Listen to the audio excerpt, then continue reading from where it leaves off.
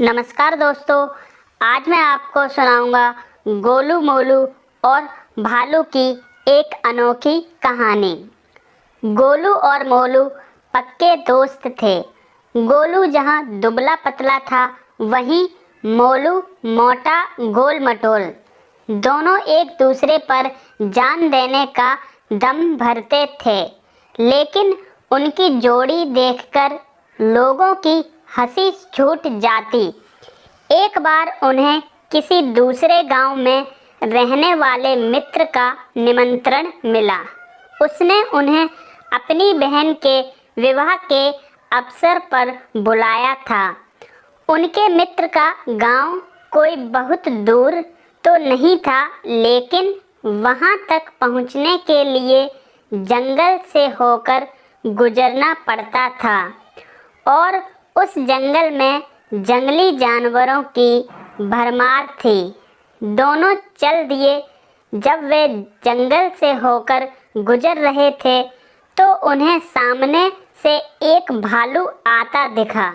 उसे देखकर दोनों भय से थर-थर कांपने लगे। तभी दुबला पतला गोलू तेजी से दौड़कर एक पेड़ पर जा चढ़ा, लेकिन मोटा होने के कारण मोलू उतना तेज नहीं दौड़ सकता था। उधर भालू भी निकट आ चुका था। फिर भी मोलू ने साहस नहीं खोया।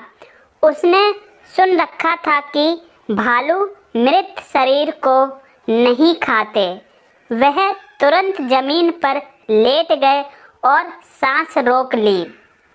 ऐसा अभिनय किया कि मानो शरीर में प्राण हैं ही नहीं।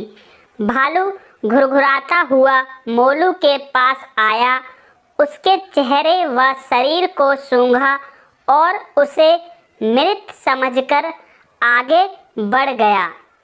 जब भालू काफी दूर निकल गया, तो गोलू पेड़ से उतरकर मोलू के निकट आया और बोला, मित्र, मैंने देखा था भालू तुमसे कुछ कह रहा था। क्या कहा उसने? मोलू ने गुस्से में भरकर जवाब दिया, मुझे मित्र कहकर ना बुलाओ। और ऐसा ही कुछ भालू ने भी मुझसे कहा।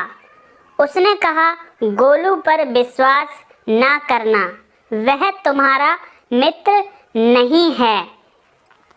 सुनकर गोलू शर्मिंदा हो गया। उसे आभास हो गया था कि उससे कितनी भारी भूल हो गई थी।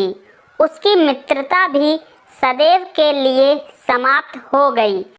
तो दोस्तों, इस कहानी से हमें ये शिक्षा मिलती है कि सच्चा मित्र वही है जो संकट में काम आए। तो दोस्तों, यहाँ पे कहानी समाप्त होती है।